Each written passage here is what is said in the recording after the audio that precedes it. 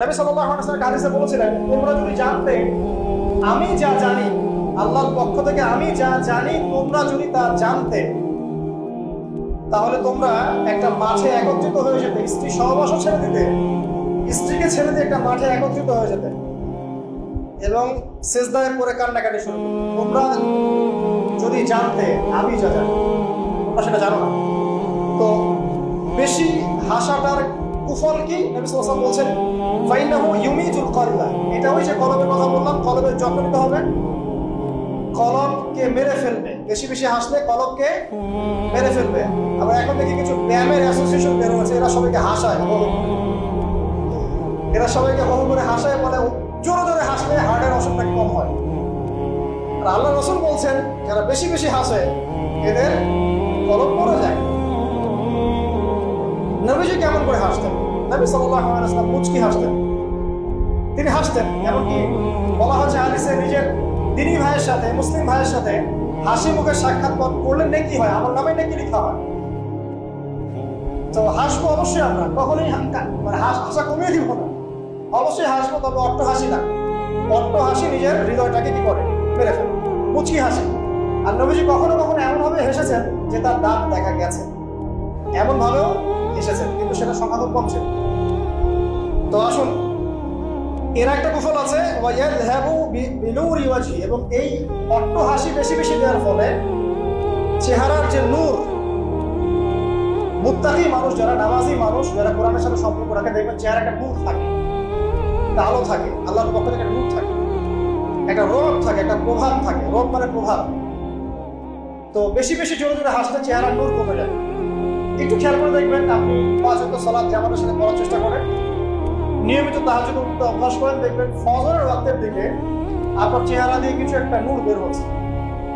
এটা হবে, দেখবেন চেহারাটা নুরানি লাগবে। দেখবেন অনেক ভাই যারা মারা গেছেন, জানাজা পড়াতে গিয়ে দেখবেন চেহারা নুরানি, চেহারাতে আলো বের হচ্ছে।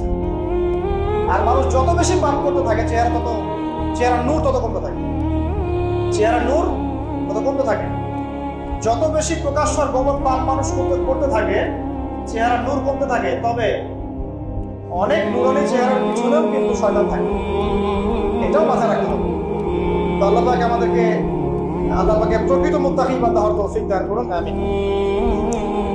আর দুটো ওসিয়ত তিনি করেছেন, সেটা হলো যে কুলতু জিদনি ইয়া রাসূলুল্লাহ, আমি বললাম ইয়া রাসূলুল্লাহ আমাকে আরো বাড়িয়ে দিন, আরো ওসিয়ত করুন। তিনি বলছেন, কুলিল হাক কানা কুরআন, সব সময় সত্য কথা বলবে, যদিও এটা তিতা শোনায়, মানুষের কাছে তিক্ত মনে হয়, তুমি সত্য কথা বলবে। সত্যের সংজ্ঞাটা আমাদের জানতে হবে। সত্যের সংজ্ঞাটা আমরা যা শিখেছি এটাই চূড়ান্ত সংজ্ঞা নয়। সত্যের ডেফিনেশন হচ্ছে সূরা কাহফের 29 নম্বর আয়াতে আছে। কোন সূরা? সূরা কাহফ 29 নম্বর আয়াতে আছে। আল্লাহ পাক বলেছেন, ওয়া কুলিল হাক্কু মির রাব্বিকুম ফামান শাআ ফালইউমিন ওয়া মান শাআ ফালইয়াকফুর। সত্য সেটাই, ভালো করে শোনেন, সত্য সেটাই যা তোমার রবের পক্ষ থেকে নাযিল হয়। যার ইচ্ছা হয় সে মেনে নেয়, ঈমান আনুক, যার ইচ্ছা হয় অস্বীকার করুক। ইন্না আ'তাদনা লিযালিমিনা নারা, আমি জালেমদের জন্য আগুন প্রস্তুত করেছি। ইলা আখির আয়াত। তো এখানে আল্লাহ পাক সত্যের ডেফিনেশন দিয়েছেন, দ্য ডেফিনেশন অফ ট্রুথ। সত্যের ডেফিনেশন কি? আল্লাহর পক্ষ থেকে যা নাযিল হবে সেটাই সত্য। আল্লাহর পক্ষ থেকে তাওরাত নাযিল হয়েছিল, ঠিক আছে, জাবুর নাযিল হয়েছে, ইনজিল নাযিল হয়েছে, সুহফি ইব্রাহিম মুসা নাযিল হয়েছে, কোরআন নাযিল হয়েছে। যখন তাওরাত নাযিল হয়েছিল, তাওরাত ওই যুগের জন্য সত্য মিথ্যার চূড়ান্ত মানদণ্ড ছিল। এখন না, কারণ সেটা রহিত হয়ে গেছে। জাবুর ওই যুগের জন্য সত্য মিথ্যার চূড়ান্ত মানদণ্ড ছিল, ইনজিল ওই যুগের জন্য ছিল।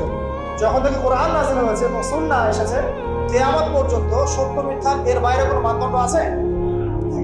তবে যে কোনো বুদ্ধি, যে কোনো দর্শন বা ফিলোসফি, যে কোনো স্কুল অফ থট, যে কোনো মতবাদ, যে কোনো বৈজ্ঞানিক আবিষ্কার, যেটাই হোক না কেন, যদি কোরআন এবং সুন্নাহর সাথে মিলে যায়, সাংঘর্ষিক না হয়, সেটাকে মেনে নিতে আমাদের কোনো আপত্তি নেই, ঠিক আছে।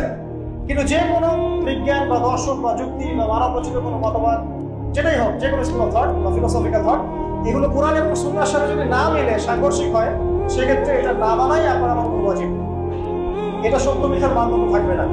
এবার আমাদের কাছে জাস্ট এগুলোকে মিলিয়ে দেখা, কোরআন সুন্নাহর সাথে এগুলো মিলছে কিনা, ব্যাস। ওয়াইন কানা মুররান, যদি সত্য তিতাও হয় তবুও বলতে হবে। যদি চাকরি চলেও যায় ইমাম সাহেবকে সুদের এগেনস্টে বলতে হবে, বলা শিখতে হবে, ঘুষের এগেনস্টে বলা শিখতে হবে, দুর্নীতির এগেনস্টে বলা শিখতে হবে। ওয়াইন কেন এমন রাখবে কিতাও লাগে, তবে বলার ভাষাটা এগ্রেসিভ হবে না, মানুষকে আঘাত করে বলার ব্যাপারটা ইসলাম সমর্থন করছে না। কিভাবে ফেরাউনের কাছে নবী মুসা আলাইহিস সালামকে দাওয়াত দিতে পাঠানো হচ্ছে। ফেরাউন হামান কারুন নাম মনে আছে তো, তাদের কাছে পাঠানো হচ্ছে নবী মুসা এবং তার ভাই হারুন আলাইহিস সালাম। আল্লাহ পাক এখন তাদেরকে বলছেন কি যাহবা ইলা ফিরআউন, তোমরা দুজনে ফিরআউনের কাছে যাও, ফাকুলা লাহু কাওলান লাইয়িনা, ফিরআউনের কাছে গিয়ে নরম ভাষায় কথা বলো, লাআল্লাহু ইয়াতাযাক্কারু আও ইয়াখশা, হতে পারে সে উপদেশ গ্রহণ করবে এবং আমাকে ভয় করবে। তো প্রেজেন্টেশন একটা ব্যাপার আছে। আল্লাহ নবী মুহাম্মদ সাল্লাল্লাহু আলাইহি ওয়াসাল্লামকে বলেন যে উদউ ইলা সাবিলি রাব্বিকা বিল হিকমা, তুমি তোমার রবের দিকে মানুষকে ডাকো প্রজ্ঞার সাথে, ওয়া মাউইযাতিল হাসানা, এবং উত্তম উপদেশের সাথে, রুড ভাবে না, এগ্রেসিভলি না, চরম পন্থার প্রয়োগ করে নয়, এমন ভাবে যাতে করে সত্যতা উপস্থাপিত হয় এবং আপনার ভাষায় উপস্থাপনা, এক্সপ্রেশন এবং অ্যাটিটিউডটা এগ্রেসিভ মনে না হয়। ঠিক আছে, এই বিষয়টা খেয়াল রাখা উচিত আমাদের। আমরা যারা ওয়াইজ বা বক্তা বা খতিব বা দায়ী আছি, মানুষকে আঘাত করে কথা বলে আসলে ফায়দা খুব একটা হয় না, বরং তাকে যদি বুঝিয়ে দেওয়া যায়, সত্যতা উপস্থাপন করা যায়, আর আল্লাহ যদি তার তাকদীরে হেদায়েত লিখে রাখেন, ইনশাআল্লাহ সে হেদায়েত পাবে। আর যদি নাও পায়, আপনার দায়িত্ব শেষ। ফাযাক্কির ইন্নামা আনতা মুযাক্কির, আপনি উপদেশ দিন, আপনি শুধু উপদেশদাতা। লাস্তা আলাইহিম বিমুসাইতির, আপনি কারো প্রতি দারোগা নন। ফাযাক্কির ইন নাফাআতি যিকরা, আপনি উপদেশ দিন, যদি উপদেশ কাজে আসে। সায়াযাক্কারু মান ইয়াখশা, যারা আল্লাহকে ভয় করে তারা শীঘ্রই উপদেশ গ্রহণ করবে ইনশাআল্লাহ। আল্লাহ পাক আমাদের সবাইকে প্রকৃত দায়ী হওয়ার তৌফিক দান করুন, আমিন। একজনের কথা বলে আমি সামনে যাচ্ছি। মুসআব বিন উমাইর রাদিয়াল্লাহু আনহু, ইসলামের ইতিহাসের প্রথম দায়ী, যাকে নবী সাল্লাল্লাহু আলাইহি ওয়াসাল্লাম মক্কা থেকে মদিনায় পাঠিয়েছিলেন, যিনি বিলাসী জীবন যাপন করতেন জাহিলি যুগে। তার এত দামি পারফিউম ছিল, আতর ছিল, খুশবু ছিল, যে মক্কায় কারো কাছে নাই। বুঝতে পারছেন? ইসলাম কবুল করার পরে তার অবস্থা এমন হয়েছিল যে তার একাধিক পোশাকও নাই যেটা চেঞ্জ করে নামাজ পড়বেন। উহুদের যুদ্ধে তিনি শহীদ হয়েছেন এবং তাকে দাফন করার জন্য কাফনের কাপড় পাওয়া যায়নি, তাকে ঘাস, ইখসিন নামক ঘাস দিয়ে দাফন করা হয়েছে। এই হলো আপনার দুনিয়ার শেষ পরিণতি। কিন্তু পরকালে তিনি এখন জান্নাতুল ফিরদাউসে আছেন ইনশাআল্লাহ। এখানে আপনি সাফল্যও বুঝতে পারছেন। তো মুসআব বিন উমাইর রাদিয়াল্লাহু আনহু যখন মদিনায় গিয়ে দাওয়াত দিচ্ছেন, তখন সাদ বিন মুআজ নামে একটা সাহাবী ছিলেন, যিনি আওস গোত্রের নেতা। তিনি দাওয়াতি কাজ করছেন, কিন্তু সাদ বিন মুআজ তার কাছে এটা পছন্দ হচ্ছে না। তিনি এসে খুব কড়া ভাষায় বললেন যে মদিনা থেকে এই দাওয়াতি কাজ যদি বের না করো, তাহলে তোমার আমার মাঝখানে যে আত্মীয়তার সম্পর্ক আছে এটাও থাকবে না, মানে তোমাকে আমি হত্যা করব। মানে তিনি ইসলামটা পছন্দ করছেন না। তিনি বলছেন এখান থেকে বের হও, এই দাওয়াতি কাজ এখান থেকে বন্ধ করো, মদিনা থেকে বের হও। তখন মুসআব বিন উমাইর কি করছেন শোনেন, তিনি বলছেন তিনি কোন রকম এগ্রেসিভ কথা বললেন না। আমরা হলে কি করতাম? আমরা হলে কিন্তু এগ্রেসিভ কথা বলতাম।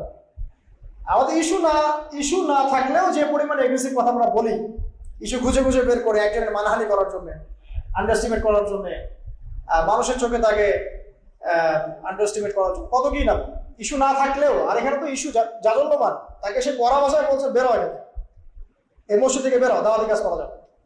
তিনি বলছেন আপনি কি একটু বসবেন, একটু শুনবেন? ওয়াইন রাদিতা বিহি ক্বাবিলত, আমি যে দাওয়াতটা দিচ্ছি এটা যদি আপনার পছন্দ হয় তাহলে আপনি কবুল করবেন। ওয়াইন কারিহতা, যদি আপনি এটা অপছন্দ করেন, আযালনা আনকা মা তাকরা, তাহলে আপনি যেটা অপছন্দ করছেন এটা আপনার এখান থেকে নিয়ে চলে যান। কত ডিপ্লোম্যাটিক অ্যান্সার, যে আমি যে দাওয়াতটা দিচ্ছি এই দাওয়াতটা যদি আপনার পছন্দ হয় আপনি কবুল করেন, যদি না হয় তাহলে আমি এখান থেকে চলে যাব। এবার তিনি বসলেন, তাওহীদের কথা শোনালেন, লা ইলাহা ইল্লাল্লাহ দাওয়াত দিলেন, ইসলামের সব বেসিক জিনিসগুলো বোঝালেন।